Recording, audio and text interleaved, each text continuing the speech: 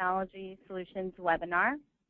Before we begin, I would like to just give an overview about how to use the GoToWebinar technology today.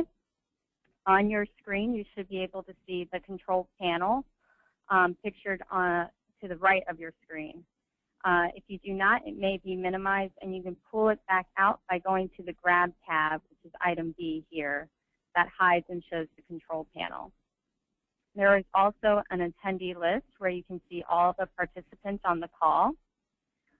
We will be asking you to contribute with questions, and to do so, you may type them into the chat box or the question pane, item D, and we will moderate the questions out loud to the audience. Also, during this webinar, we will be taking polls asking you questions to answer. You will see the question displayed along with choices to select for your answer. And finally, in the past, we've had some audio trouble, and if for some reason you're having any difficulty, make sure that you're not having issues with your personal phone, that it is not muted, and you've entered the audio PIN provided to you at the beginning of the call. If that does not work, you can also hang up and call back in and be sure to enter the audio PIN. I will now turn it over to Lisa Nitza for today's presentation. Thank you, Caitlin. Welcome to Achieving the Dreams Technology Solution webinar series. This webinar is being recorded and will be available on ATD's YouTube channel following the broadcast. I'm Lisa Nitza, the Vice President for Strategic Partnerships at Achieving the Dream, and am joined by Caitlin Donnelly, who works with me as the Strategic Partnerships Coordinator. Today we're going to be going over the webinar series and why Achieving the Dream felt it was important to launch one, introducing our panelists, and we will have a presentation on investing in success, sustainably implementing high-impact educational practices at community colleges. Achieving the Dream understands that increasingly often the solutions that our network colleges are adopting to improve student persistence, completion, and the attainment of market-valued credentials involve the use of technology. And in response to that need and that trend, we've created a webinar series for our network colleges that's intended to provide information about technology solutions that their peers have found particularly successful in improving student success outcomes. So it gives us all an opportunity to stay abreast of the rapidly changing education technology environment by hearing stories like you will today from our colleges about what is working for them and the impact technology has had on their ability to collect and use data to bring about institutional change. I'd like to introduce our two panelists today. Jeff Fantner, Senior Vice President for Student Experience, Communications, and Marketing at Ivy Tech Community College. We're very pleased to have had Ivy Tech in the Achieving the Dream Network for 6 years now. And Brian Dykus, the Director of Blackboard Education Services. They will both be conducting the webinar and presenting the case study. After the presentation, we'll open up the call for questions. So at this point, I'll turn it over to you, Jeff, to begin the webinar. Wonderful. Thank you, Lisa. And thanks to everybody taking the time to be on the webinar today. So we're going to talk a little bit about investing in success and what we believe is a high-impact process that we've put in place in partnership with Blackboard that I think many on this call are going to be able to relate to based on our experiences here at Ivy Tech. So first, in the next screen, I'm going to just give you a little bit of an overview about Ivy Tech Community College for those of you that may not be familiar with our institution here in Indiana. Much of what I'm going to say with respect to the community college student and what we see and what we're working through here at Indiana, I know many of you on the call can relate to. So we're the largest statewide community college in America. we're one community college in Indiana, which I know is different than some other states. We have 32 what we call degree granting locations, or campuses, if you will, across the state. 75 other different locations where we offer class throughout Indiana. Of course, we're open admission, open enrollment. Our mission is to serve as many Hoosiers as we can here in the state of Indiana. And the same being an open enrollment institution, I'm sure many can relate. There's also that tension because we are a performance-based state here in Indiana, and that is the means of additional funding that we receive from the state is based on performance. And we certainly have our struggles at times with mission differentiation in the state. And we know that, and we say often, we have the most complex student body in the state of Indiana. And many of you can relate that many of these are first-generation students. They don't have a support system at home that could help them. So we've looked at what's the best way to onboard and bring students in. And we looked at the Center for Community College Student Engagement, the Matter of Degrees report that had come out. And in there they talked about some best practices that we have now embraced, and what you see we'll call them enrollment requirements. These are the steps that students have to take to get enrolled here at Ivy Tech Community College, all a part of that report, that Matter of Degrees, is best practices. And when we're talking about numbers here at Ivy Tech, we have 180,000 students on an annual basis, of which 134,000 of those, they touch our campus on a regular basis. Some online. The difference there is that we have a large number of dual credit students that we educate and provide training to within the high schools. But in each given year, there's 20,000 new students that come through our doors, and we take them through this enrollment process. In the next screen, I'm going to talk just a little bit about kind of our agenda today, but keep that enrollment process in mind that I mentioned to you, because I'm going to go a little more detail on why we did what we did to help streamline that process for, remember, what we believe are a lot of first-generational students that don't have that support system at home that can help them through. If you don't have the right investment in supporting students through the process, we believe, and we've seen, and I'll show you some data that proves that you lose prospective students. If that service isn't good in the front, you lose prospective students that might ultimately have enrolled if you help them through the process. So I'm going to talk a little bit about our service challenges that we identified, our inbound service solutions and why we made those decisions. Also, proactive outbound solutions. It's not enough just to be able to take the inbound, but being proactive in the outbound. And as I've said often, I believe an outbound interaction, in this case many examples I might provide are phone calls, is a forced inbound interaction. That student had that question, us finally reaching out to them sometime is what got them engaged enough to answer it. And then some results, our satisfaction with respect to our enrollment growth, and kind of what we're seeing with respect to our application yield, student satisfaction, and just really the return on the investments that we've made. So let me start by talking a little bit about our service challenges. Our infrastructure and the way that we were structured, really it didn't meet or match the demand that we saw from our students or prospective students. A lot of this might have occurred, and I'm sure many of you experienced it, during the recession, where certainly demand was increasing. Didn't mean that we were increasing resources to handle that demand. And, this widening of the service, it just got wider and wider, this service gap. Long lines during peak periods. We still have lines during peak periods, but these were long and to the point that, we saw students turn away. They weren't willing to wait in that line, and everybody was coming into different lines, not really knowing, frankly, which line they had to be in and what question they had to ask, and who's the best person to answer that question. And we were forcing people to come to campus to ask simple questions, because when they tried to engage with us, for example, via the telephone, we had 50% abandonment rate, mainly because we had 19-minute wait times. I don't know about you, but I don't know that I've ever waited or will ever wait 19 minutes on a phone call. I joke with people, we go to Disney World as a family often, and I don't even know that I wait 19 minutes in line for a ride, the way we navigate through the park and find our ways so we don't have to wait with our young children in long lines. We were forcing that to happen because people were having to wait on the phone for 19 minutes. They said forget it. They hung up and they came to campus, and now we got long lines on campus. You know, we were known as the posted in social media settings from our students, that's the school that never answers their phone. And obviously, if we weren't answering questions and calls, we were losing students or potential students.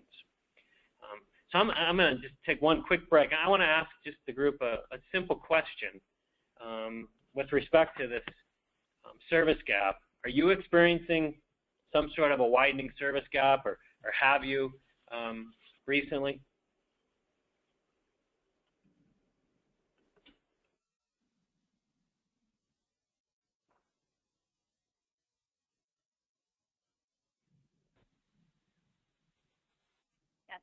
Please select the answer with which you most agree with, either yes or no.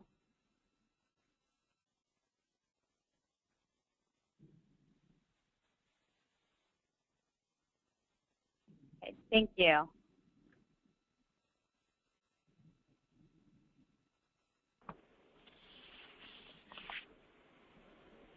Thanks.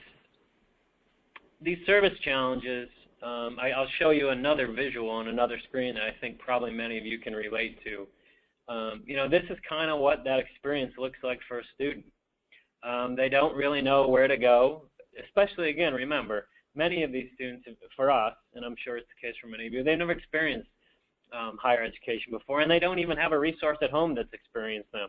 Certainly, you know, we're probably 50-50 with traditional, non-traditional, and with our traditional students, yes, we experience, you know, the so-called helicopter parent that has had that collegiate experience, and they bring their child expecting a certain experience that they have, and we also have to, you know, be sensitive to that and know that. It's why we've, frankly, taken the steps that we've taken. But, you know, visually you can see a student has so many different places that they may come in and interact with the institution. It's confusing. And I don't mean these interactions, again, have to happen all face-to-face. They have questions about all these different areas. They can certainly get those questions answered simply at home in a variety of different ways, whether it may be a phone, chat, self-help type capabilities. But this is what a student sees when they look at us. Boy, I have this question, I have that question. Do I have to go here? Do I have to go here, there? We knew it was a problem. It was very clear to us that it was a problem. And you know, I wonder if some of you experienced that same problem. So let me ask one more question here today, and it involves, you know, the challenges that you might have with respect to that intake enrollment process. So we'll throw one more poll question up there for you to take a look at. Sure. And please select the answer with that best matches. So A, long lines and unanswered calls or emails. No self-help capabilities. No ticketing system, or no ability scale to proactively contact students with reminders.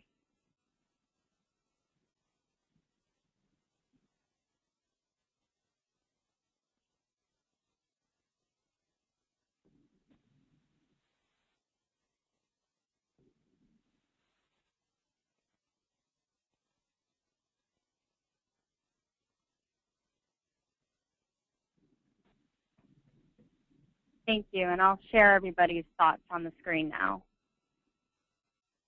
So about 27% of you said long lines, 27% no self-help, and the majority of you, 46%, said about no ability scale to proactively contact students with reminders.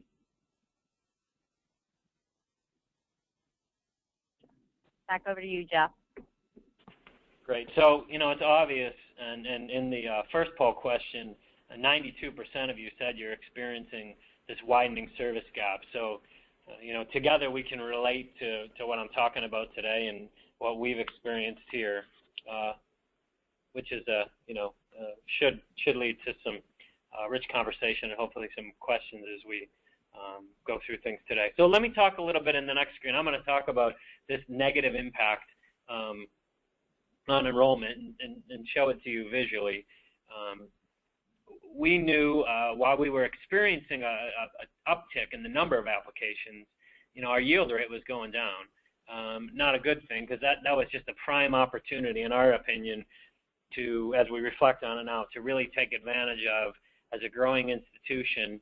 And, you know, whether you want to relate the increase in applications to what was going on with the recession. We also had a variety of different new marketing campaigns that were rolling out. There were a lot of reasons why that number grew, but kind of a missed opportunity to turn that increase in applications of, you know, almost 5,000 into more students for us. And you can see in these numbers, you know, we certainly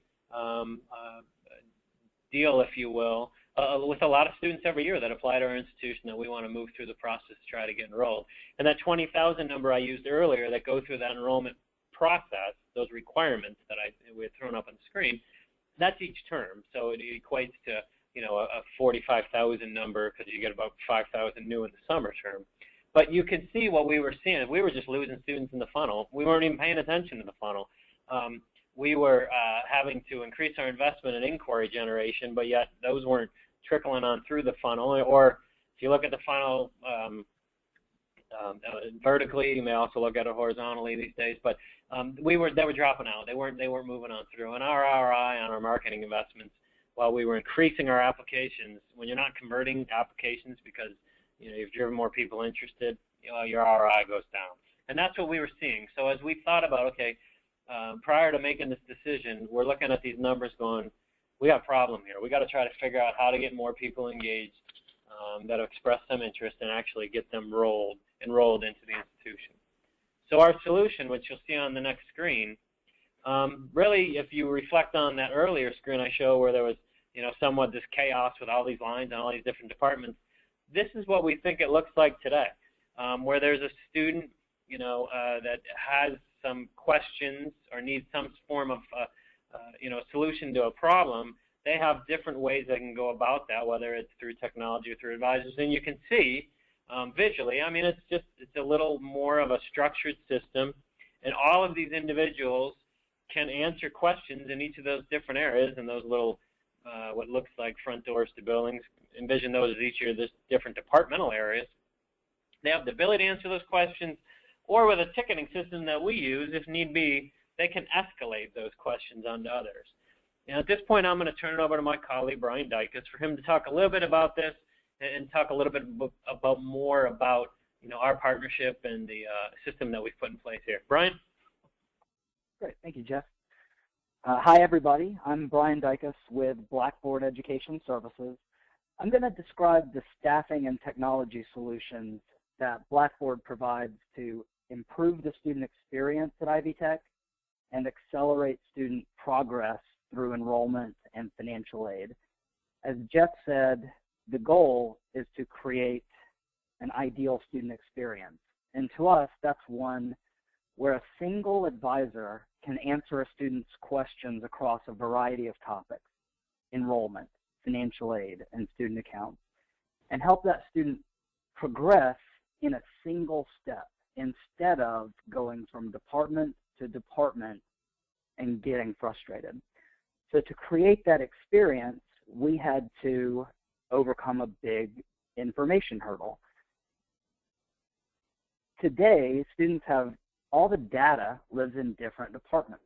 They have to go to financial aid and get financial aid information, go to enrollment to get enrollment information. So we needed a tool that could consolidate that information so that a single person can help a student through that process. Blackboard SmartView Technology, which is what I will demonstrate, is a technology that powers our student experience. It integrates with multiple campus systems to consolidate student data in an actionable format, and it allows a single advisor, either in person or on the phone, to answer questions on financial aid, enrollment, and student accounts. Our goal is to be able to solve the student's need, not just answer their questions. So on the screen now, you're going to see our student portal. So this is SmartView's self-help portal, because what we find is that most student requests come down to two needs. Where am I in the enrollment or financial aid process, and what is my next step? SmartView allows students to answer those questions in an online self-help portal. So Ivy Tech students today can visit their portal, log in, and receive real-time updates on exactly how they have progressed through the enrollment and financial aid process, and they can get clear guidance on their next steps. It has a searchable database that highlights topics that are trending based on student search and requests.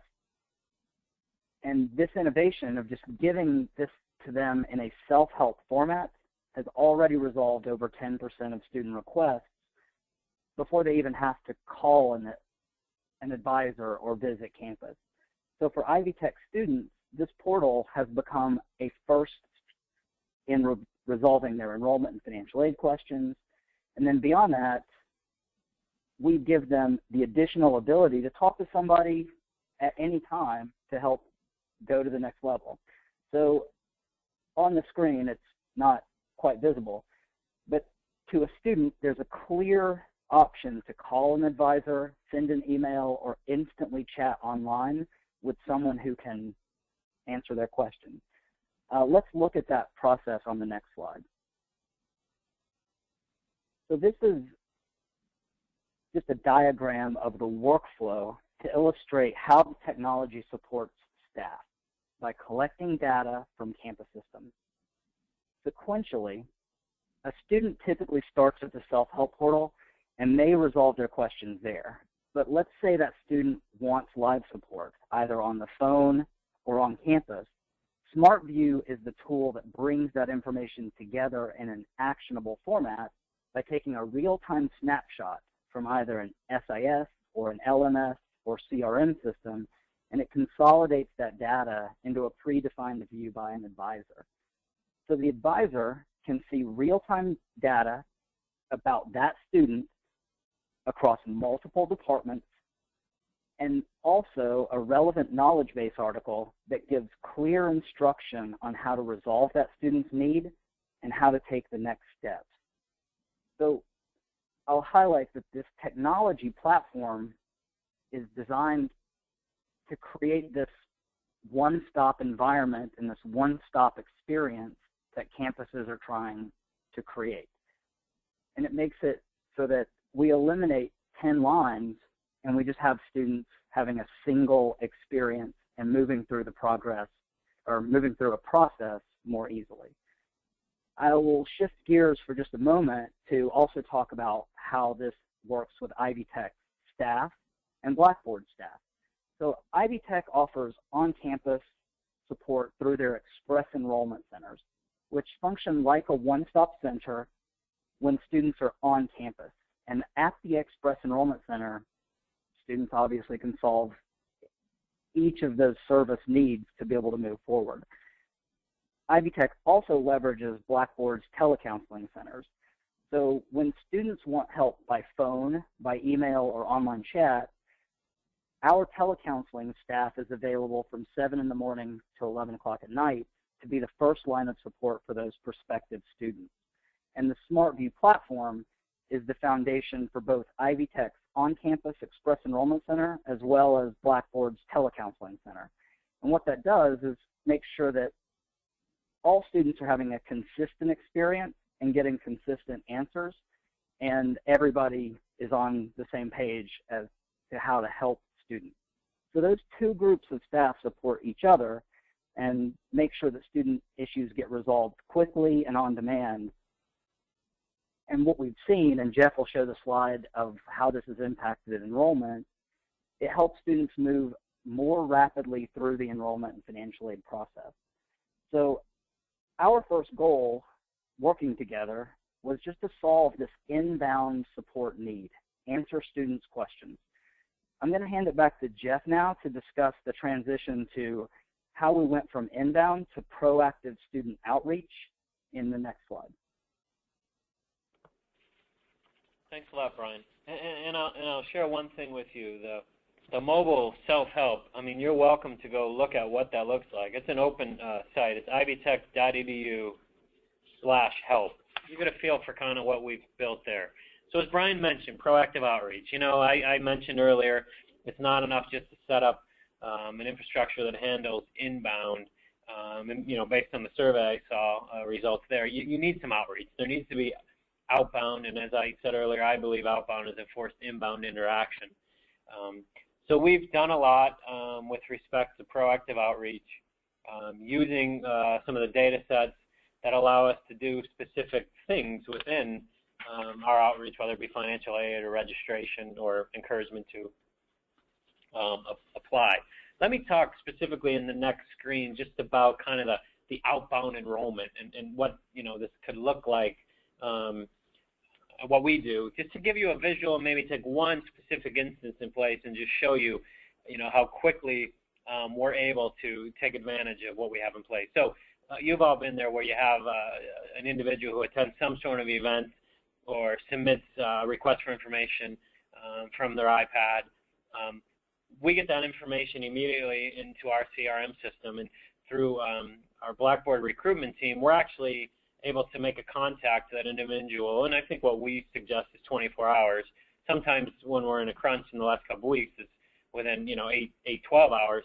We make an outreach to them via phone, and a conversation quickly begins where we're talking to them about their options, which may be they're looking for a degree that results in a good paying job, or they want to transfer, and they receive personalized an email. So in the example you see up on the screen, an individual talking about their desire to transfer, they receive a personalized email right after that conversation, talking to them about 4-year transfer options. So it's personalized, it's instant, and that's what we think today people are moving more and more to, is this instant gratification. When they ask a question or want information, they want answers right away. The next screen is going to show you the impact, what we believe the impact of some of these efforts is, and you can see as we go to this next year, and that we've wrapped up with 14-15, we've got that yield rate up, about 4.2%. And what's even more important is at a time where our application pool went down. So we could have been real crossroads with our application pool dropping 8,000. And if our yield was at where we were before, boy, we would have been, we would have had some real issues with respect to our new student enrollment. The other thing I'll draw your attention to is there on the left side of the screen. Look at our average response time. I mean, I told you before we had problems with 19 minutes. Our average response time is now 18.3 seconds. And that may be on a chat or a phone call. We see a lot of our students that interact with us and our center via chat. Call abandonment rate, told you before, is 50%. Now, we're tracking well under 10%.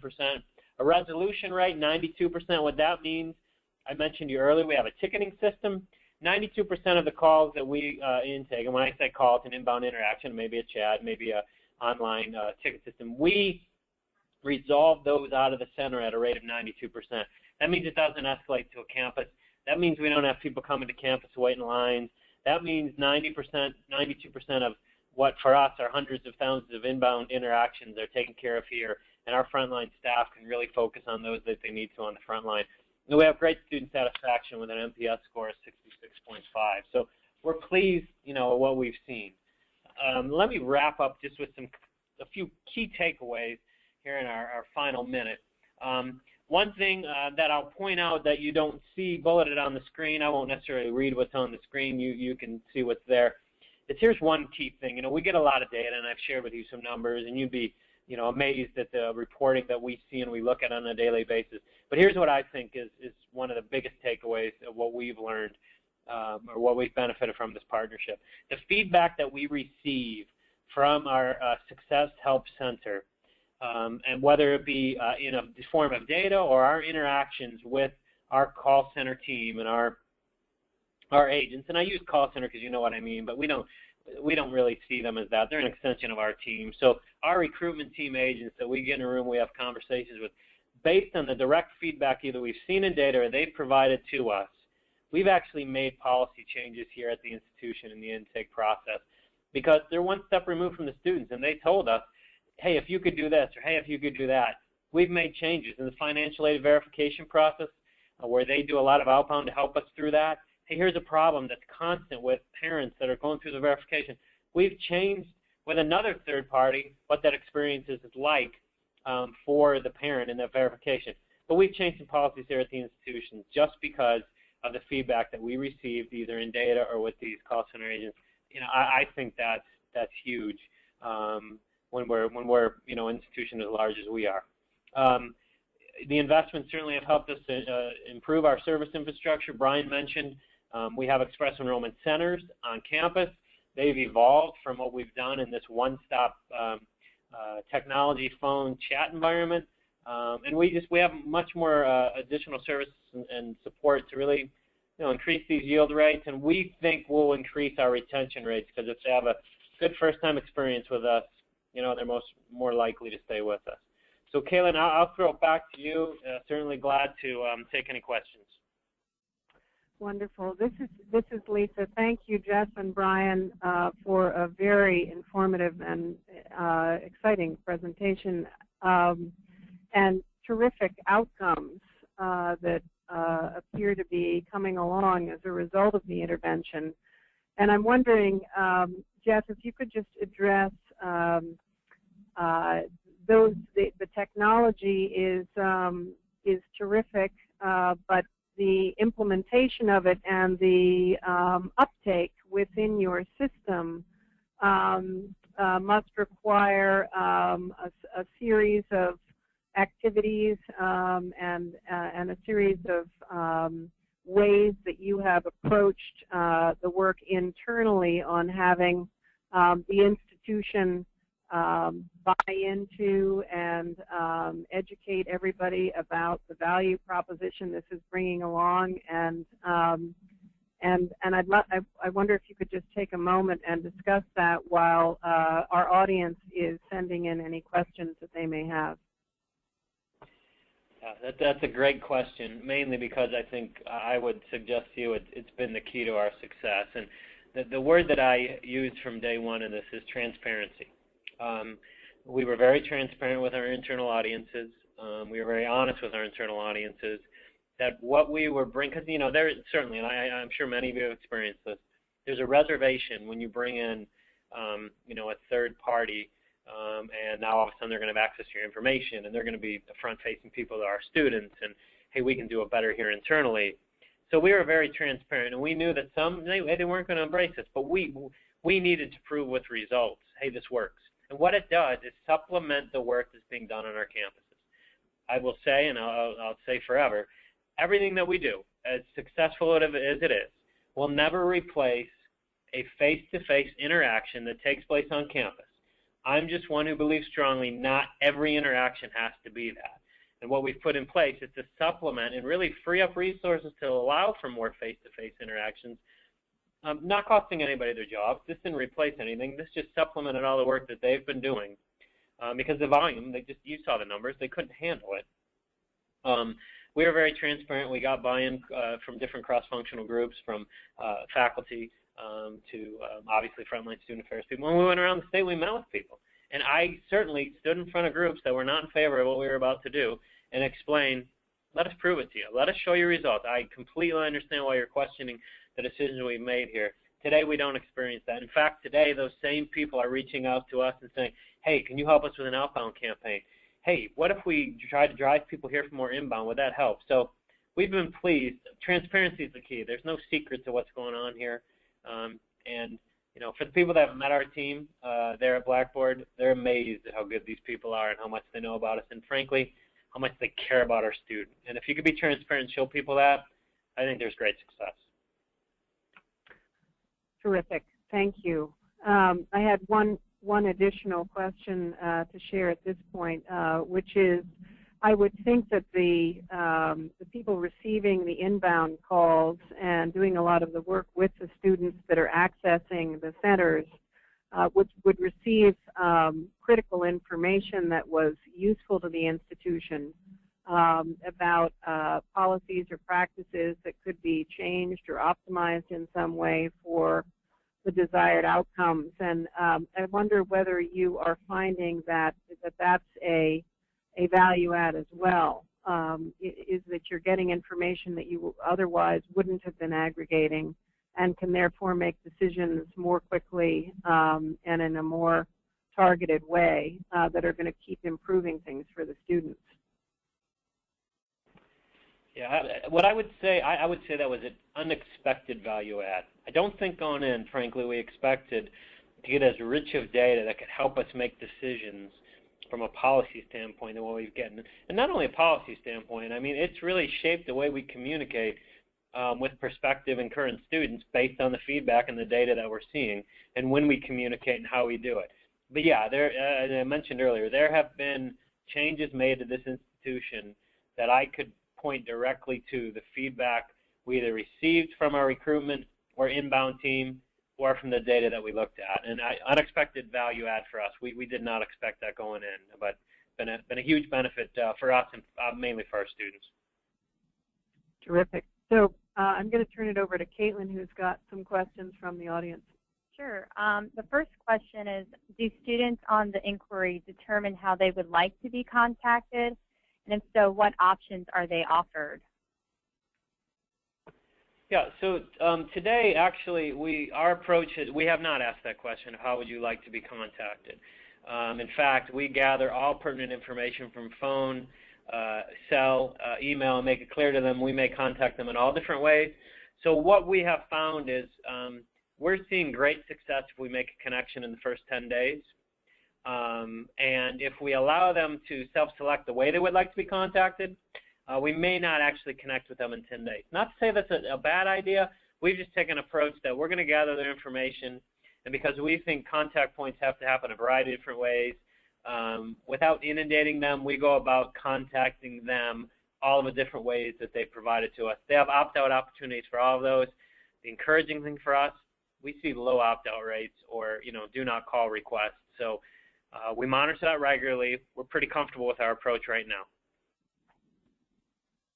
Great, thank you. And the second question was, how long has this process been in place at Ivy Tech? And specifically, how long did it take to get the technology implemented at the institution?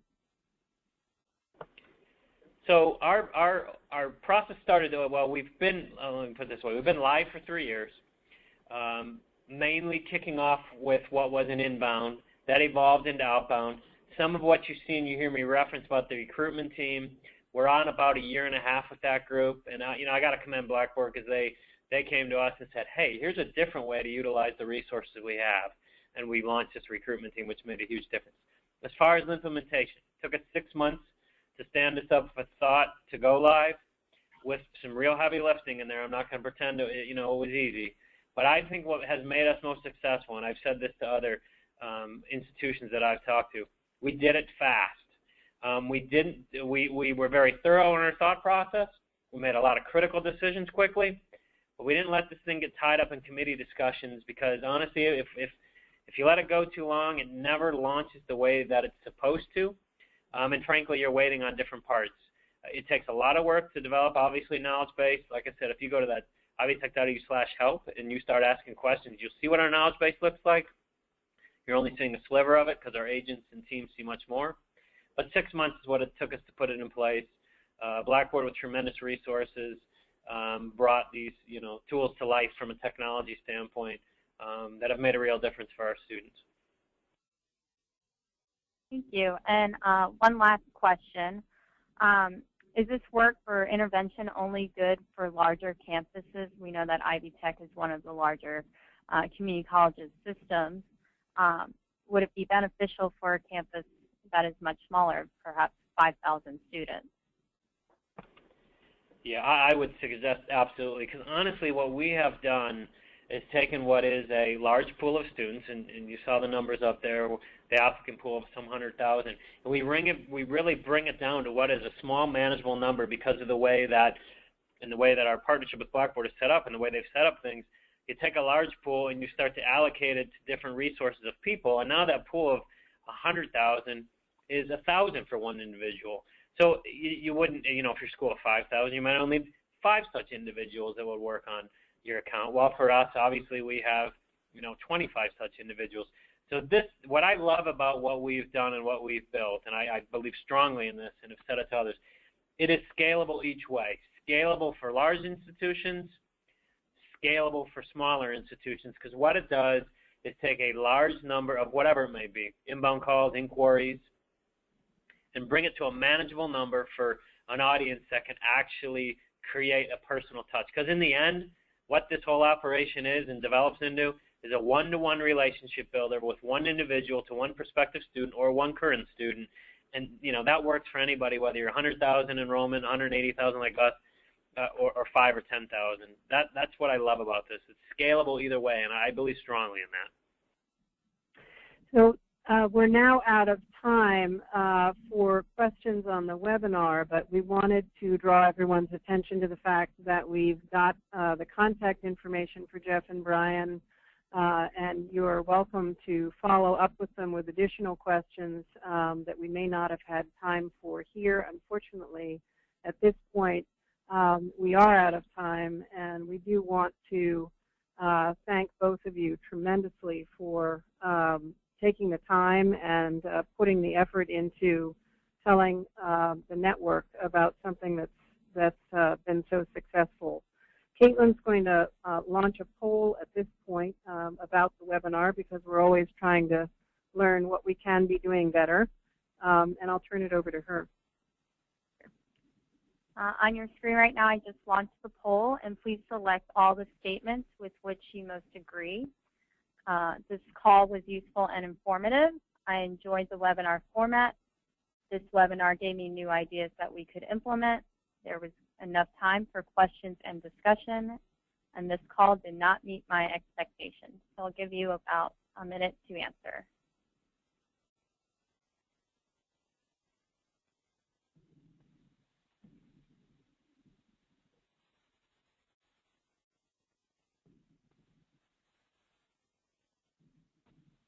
Thank you. Thank you very much, Jeff and Brian. Thank you to all of you who have joined us today. We are going to be taking a break in the series for the summer, and our next webinar, which we hope you will all be able to join us on, will be on Wednesday, September 16th. Have a wonderful summer, and we hope to see you again in the fall.